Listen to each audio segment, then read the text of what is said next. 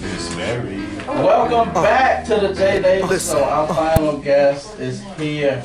Mary Datcher's in the building. How you doing? I am blessed and highly favored, as an old church lady say. I like that Adidas, you know what I'm saying, sweatshirt you got on. That's fresh. Shh, don't tell my Nike people, because you know. Oh, okay. All right. Thanks a lot. She hasn't been here for a minute, and you ruining stuff for her right now. Mary, thanks a lot for coming and being patient. I know you was like, it's so many black people over here. It's ridiculous. You thought it was a club, didn't you? You know what? Y'all got me on a good afternoon, because I'm not babysitting an artist right now. So Did you say babysitting an artist? I'm babysitting an artist. So you know, I could have easily said, no, I'm bringing my artist with me. I'm like, you know. That's a wonderful thing. Thank you for coming out. Real quick, parents, you got some questions for Miss Mary? Hey, Miss Mary. Hey. Welcome to the J Davis Show. Give us actually some of the artists or entertainers that you work with or that you're a part of. Wow. Over the last 20 plus years or just now? Hey, 20 plus years on up to now. Well, you know what? I've been in the game for about 23, 24 years. Started out when I was 16. You know, really started out before we initially called it street marketing promotions. We were basically doing club promotions. And just from the love of being in the club and dancing, you know, and enjoying some of the house DJs back in the day that really laid the groundwork, that was as close as we came to a record company community here, was the house music community, because it had become a voice to, you know, the gateway of what Chicago music was outside of blues and gospel and jazz. So I started kind of running around with a lot of the Hot Mix 5 people, interning. I was like their little mascot. So I worked with everybody from Steve Hurley, worked everybody from, let's put it like this, started working with the Roots for their first 2 projects, Wu-Tang Clan, J. Rue and the Damager, Son of Berserk, Hank Shock Lee, all of the early Def Jam stuff from LL Cool J, the Redman, Method Man. History. Yeah, you know, and certain things I'll listen to the radio and go, damn, I worked that. Rex and Effect, Jodeci, Another Bad Creation, The Boys, Pebbles. Well, now I got a question for you, Mary. Now you know me and Deli Dell, that's like one of my men. Now he said he worked all that. You know what? So Deli felt that since he was connected to me, that he also worked it. No, let me say. Tell us how you really feel. I'm glad you said that. Are you saying Deli was on your coattail? Oh yeah, he was riding real happy. Let me say, Deli started out doing radio. Okay. And basically, and he's like my industry husband, so I can talk shit about him. We worked a couple similar projects together. He worked Arista. I worked a couple of the projects under Arista. Like I worked Dallas Austin's label. So I worked the First Monica. I worked 95 South. I even worked like Parental Advisory when, you know, KP was in it at the time. Quan Pather, who was a little bit. Yeah, I don't know nothing about KP. So we all came up in the whole thing. I worked a lot of Rap-A-Lot stuff. So at the time, Deli was also doing some light promotions for Rap-A-Lot. And a couple times when I was so heavy with babysitting, sometimes I would have maybe 2 or 3 artists that I worked with in town at the same time. So I would call for backup, like, yo, can you babysit Bushwick Bill for me? You didn't say Bushwick Bill? His last. Oh my God. I handle Willie D. Deli, you handle Bushwick Bill. So we always had that really cool camaraderie, and we just came up in the same, you know, era in terms of what, you know, he was more on the street end in terms, as far as working with a lot of the street guys that came up, and I was like straight major label, occasionally indie if they had that budget. Well, this nigga introduced me and Blue to Andre. I'm not Andre. What's the other guy from Outkast? Big Boy? Big Boy, yeah. He introduced me and Blue to Big Boy. He picked Big Boy up. Yeah. That's what you're talking about before the break. Well, you know, like I said, it's interesting because we have worked with so many artists. I mean, from Erykah Badu to Adriana Evans. I mean, outside of the hip hop, I've also helped on a lot of the other music coming up. Erykah's first project, Adriana Evans before people were really into the neo soul side of things. Christian, Hey. You know, Rockefeller's Christian. first R&B group they had to promote, and Chico DeBarge. I mean, all of Kadar's stuff. So it's so much, and the thing is, I'm very grateful and proud of my city, but we worked it on a whole national level, and we got great relationships with people outside of Chicago that, you know, we still keep in contact There's so with. much history on this show today, man. Shout out to We Mary definitely Datcher. respect you, that's for sure. No Thank doubt. you. Thank you for having me. No problem, anytime. So tell me your story. I gotta ask Paris approval first. Go before I tell the story. Oh, Okay. you know what? I've been being cool, CB. This is a terrible story, but a shitty ending. It's gonna be a problem. That's all I'm saying. But, hey, you remember that man right there, Belly? Right there. You actually helped us put on his first performance. He was actually performing alongside of my man Bugsy. We had a song called I forgot the name of the song, so it don't matter. But anyway, that was like in 2000. It's starting off. All right, but anyway, the first time I met Mary Datcher, I was working for Chuck, and we was first starting to get this AAU thing moving, and I had to meet Mary Datcher, and we met at a Starbucks the first time, me and Mary, and it was real cool. It was a real good business meeting. So once she had to meet the big homie Chuck, we ended up meeting in the projects. And I gotta hand it to Mary. Mary handled it like a G. Wow. She came to the project, and Mary drove a nice car. I forgot what kind of car it was, but it was a nice car.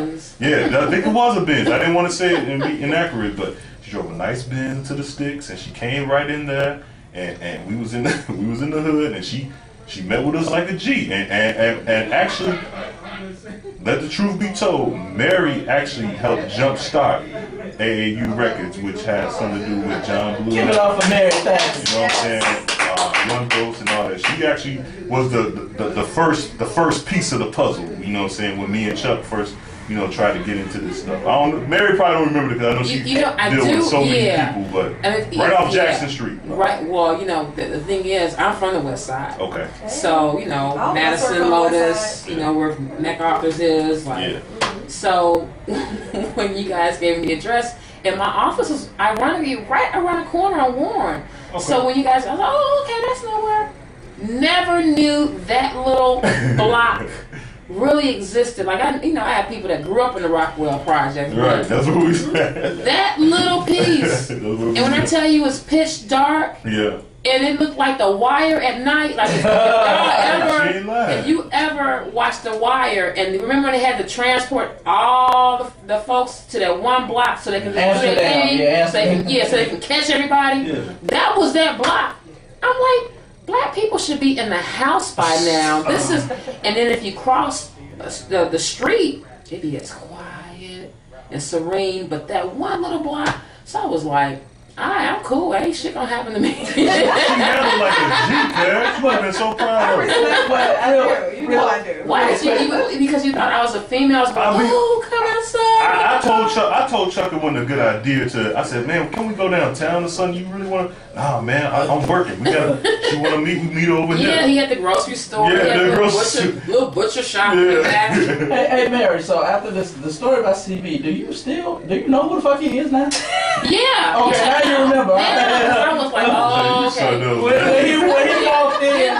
Then it hit me, but it's ironic because I kind of forgot a bit because, like you said, I work with so many people, and one night we were jumping out the first COLLABO, and we would do a couple COLLABO Music Industry Mixers, and Chuck would come, and I didn't recognize Chuck at the time, and he was real quiet, calm. And eventually he stepped to me, I think after the second one he attended, he goes, you don't know who I am. I was like, he was like, we did like the thing with Ferris, and I said, oh, snap. And then Deli has a memory like an elephant. Tell me about it. An elephant. And he goes, oh, you know, so I said, oh, okay. But yeah, you guys did a couple things with Ferris's showcases that I would do, you know, for him. So, yeah. Good. So, Mary, how did you actually get started doing all of this? What inspired you, or what opportunity came about where you were able to move forward in this type of? You know what? 16 Junior Achievement. I am an advocate of any programs that work with high school students or middle school students in regards to helping them prepare for business. And sometimes it's not always about college because you have kids that are not college bound. That's not where their head is at. And you can't force feed them something that maybe naturally doesn't always is in their system, but there's something there. And Junior Achievement was that for me, exposing me to so many different worlds. And WGCI adopted the program because they focused on corporate brands adopting the program, and that's my phone. So basically, they adopted that program so that it gave students a one-on-one, hands-on experience on how to deal with certain businesses. And in this case, it was about running your own radio station. And I was one of the top junior achievers in my junior year of high school, and got there, sort of selling airtime for them and working with so many other students from around the city. And that bug of programming music, it wasn't even about being on the mic. Every student was like, I want to be a DJ, I want to be on the mic. When I started seeing all these wonderful I said, wow, so you means that people can play a record and it's not about the requests? People actually program this? There's actually a list? And I just knew, I said, I want to be behind the scenes. That's where how I feel too. The power and the creativity really stimulates the movement. Without the program director, the music director, the sales manager, the producers, the talent will be really out there. Yeah. And that's how I grew. I wanted to be in radio. And then from radio, I really started loving the promotions element. Didn't know what it meant, didn't know what it was. All I knew was I like to be out there and get the word out. Intern, because interning is important. Yeah. And I tell people coming up, sometimes you got to give things away for free in order to understand what your value and your worth is. When you come to the point to charge them a fee. And I worked free for almost 4 years. Wow. Between doing radio and interning eventually for BMG distribution, and within 6 to 8 months, interning for BMG, I got a full-time salary position at Universal when I was 20. But you paid now. You know what? Let's look like this. I ran through a lot of money, but I'm consistent. Yeah. I'm consistent. You make money, lose money. It's a very challenging business, but you always want to make sure that you don't have all your eggs in one basket. That's so true. That's one thing that my dad most certainly have taught me. And I want to say this, Mary, that I definitely commend you. My hat's off to you. Thank you. You being a black woman, doing your thing, intelligent, strategic, and creative in order for you. You've been doing this, like you said, for 20 plus years. And you created, I think you actually have creating a step stool or some sort for other people to follow, because I'm admiring you so much right now and what you've accomplished thus far. I understand when you say that you want to get to the root of it and work from behind the scenes. Yeah. I'm someone like that too. I don't mind. I don't mind being behind the scenes. That's something I would definitely like to do. So I definitely commend you. You're a great example and great inspiration to all. And Paris, one thing about Mary Datcher, she's a female, and she's very, very, very much respected in this city. You have to be respected. You have to make people respect you. She's very much respected in this city. You make mistakes. You don't have, not everyone's going to like you or appreciate what you do. And you make mistakes. Shit, I've made mistakes along the way. And there's certain things that I've had to kind of backtrack and go, you know what, I was stupid, or I didn't make the best decision. And you have to humble yourself. I mean, it's certain people say, man, you was mean mugging me or whatever, or you just rubbed me the wrong way. And I'm like, okay, let's get back to what exactly happened. And sometimes you have to catch yourself and go, okay, I was in a whole different space then. So, this is about being grateful, because as much as you can get it, it can be snatched away from you. And I've seen so many wonderful artists and top line executives, 6 figures, and go rock bottom. Here one day, gone the next. Yeah, and you have in this time and age, and we're in a city that, let's face it, it's number 3 population wise, but it really is a little farther behind when it comes to our industry. So we grind, everyone's going after the same bone, and you lay out one thing, nobody really wants to support you all the way. They just want to support you just enough to see what you got so they can emulate it and cross the street with it. And you know, I'm a veteran, so I kind of chuckle and laugh when I already see what's about to happen before it happens, and I just be like, okay, young buck, do you? I got one more question I need to ask you, and Jay had Feeve on the show about a couple months ago. Feeve. Yeah. Now you remember Hula and Dejan? Yes. Now, according to them, I'm gonna say it. I don't care. They take credit for all of Feeve's success, but I was always told that you had a lot to do with all of Feeve's success. And it's like, and that's the one thing about Chicago artists. Once there's a Chicago artist that breaks through, everybody in the city is taking credit for, I did that. I put John Blue on. I did this for that person. I did that. That sounds personal right there. Well, it is personal. But you know what? First of all, it takes a team effort. It takes a village to raise a child. And in Feeve's case, I was a hired gun. I was recommended from Hula because, you know, like I said, I go back a lot with a lot of the house guys. So Hula came in and said, hey, we want to bring you on because, you know, at the time they had an investor who was fronting a lot of the marketing money. And they were doing the production on Feeve. So, you know, they were very instrumental on the production element and with Feeve. And then when they brought me into the loop, I started doing the marketing and the promotions and getting that, you know, getting them in there with certain things that had to be aligned. But it was a concerted effort. I don't take Let's keep it 100 though, Mary. I don't take credit for that because Ferris put Feeve on, and they wouldn't have got the Ferris if it wasn't for you. But it wasn't. Yeah, that's one of the things. But understand, a lot of people have gone around me to get the Ferris. A lot of people go around certain people to get the Ferris. It's about everything else that falls around Mixx Show. Don't get it twisted. The marketing elements are important. It's been artists that have been signed with literally no support from Mixx Show.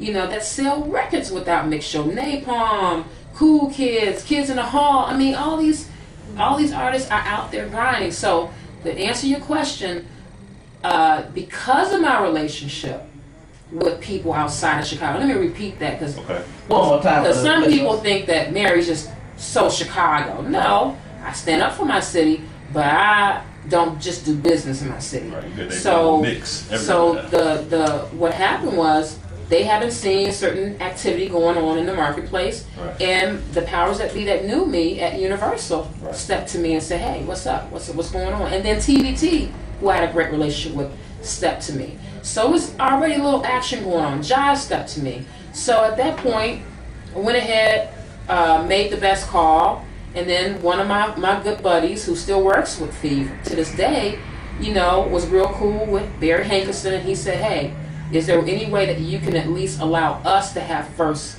option? Because you my little sis, woo woo."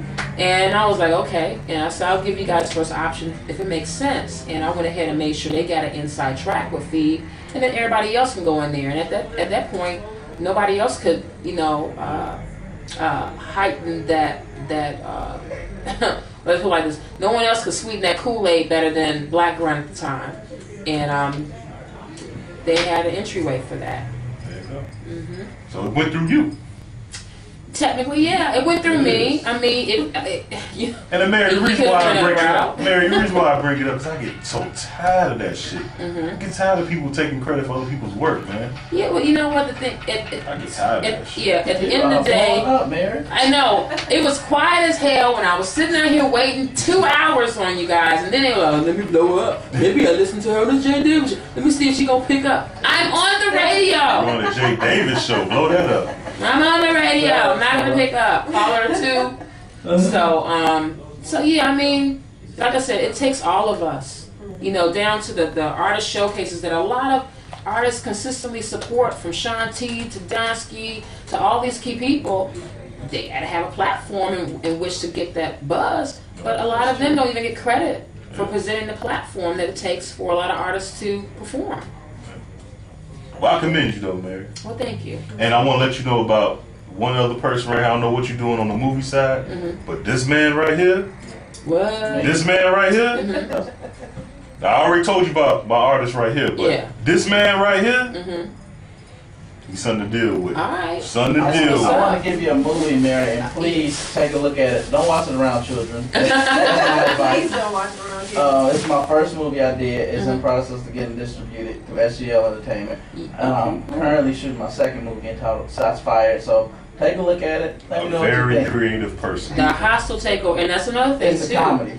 We have to evolve more on the filmmaking end, and Chicago's starting to get some real good recognition with that. So, the Pink House tribute, we're still fine tuning that to do a documentary based film based upon Isadora Pink, who pretty much jumped off the whole hip hop scene on a whole different level and had really been instrumental in giving so much talent their first starts in the business. So that's one of our projects. So definitely we're always looking for new talent. Please take a look at it. You'll enjoy it. A lot of people enjoyed it. It's funny, and then I put like some of my sketches in there too.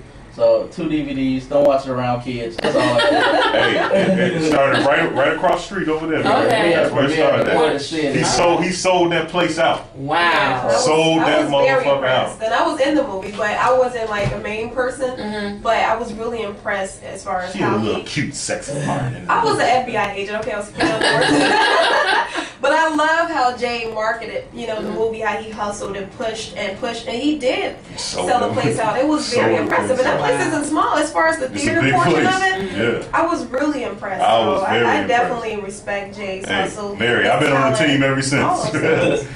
You know what? I'm really happy that you guys have me here, and anything that I could do to help with the movement. Jay, take her number down. I'm going dead, but I'm hit you up on Facebook, and because I'm dead pretty much. I don't want to put your number on the internet either. Who keeps on hitting me? That is Marcus Moore, Conscious, my great. God. That is like when people say team, we are a team. Like he's the ringleader. He gets stuff done. So Marcus Moore, Conscious, the One Vision on Twitter. He keeps things moving. Lady Icy too. Shout out to Chorus. Everybody, my Jay Davis show. And Mary, I want to thank you for coming out to the show. How can people reach you? They can reach me either on Facebook and Mary, Mary, Datcher, D as in David, ATCHER. I'm not accepting any more Facebook friends, but you can always subscribe to my post. Oh, okay. Or you can inbox me. I always answer my inbox unless you just if you're an African trying to be married, I'm not going to respond back. I'm going to spam you. Looking for that citizenship. Exactly. Oh no, Mary, you should think about that. I'm spamming. Or Twitter, GlobalMixx with 2 X's. That's my Twitter. When the next GlobalMixx? The next GlobalMixx is actually going to be May. Were we in Florida again? Where we going? No Florida. I'm going to keep it under wraps because we're still working out all the particulars. But definitely in May 2012. And then we'll be in Dominican Republic in November 2012. Working. This lady is working. Well, you see that? We want to once again thank Mary. Let me plug. Let's go. December 20th, we're doing a Music Moves Hunger event, COLLABO Music Industry Mixer at Output Lounge 1758. That's Grand and Wood. We got a lot of really cool Chicago talent performing. No panel discussions, just all performances brought to you by Heineken. What's some of the talent? That's you mean on the show? Yeah. Okay, on the show we got Ben One, Soundmaster T, CPR, Master. Made in Chicago, Jay Silver, Jamisha Trice, Roxy Joe, Ruby Man. He was here. Really? He got Paris excited for a second. Whatever. Hey, we got some great talent. So, and so many others that I'm missing count of, but just come through and Heineken, free Heineken flowing, and December 20th, free right? food. Bring a That's canned food good. Okay. You gotta bring a canned food good. Greater Chicago Food Depository. All the donations go to the food banks. We gotta feed our people. And to all you alcoholics out there, please do not bring Jell-O. bring canned foods. I know people just want to get drunk. Yeah. So yeah, don't be bringing something from like 1985, like Grandma had this in her pantry. Right. No one wants spam. That's disgusting. So Mary, once again, thank you so much for coming and waiting out for. I know we had like 1,000,001 people here, but I appreciate it. Y'all caught me today. Appreciate it, Mary. Right. So we're gonna take a quick break and we're gonna come back and close the show. I have a huge announcement that I've been waiting to make for a long time. So everybody come back for like the last announcement of the Jay Davis show. We don't need no petroleum.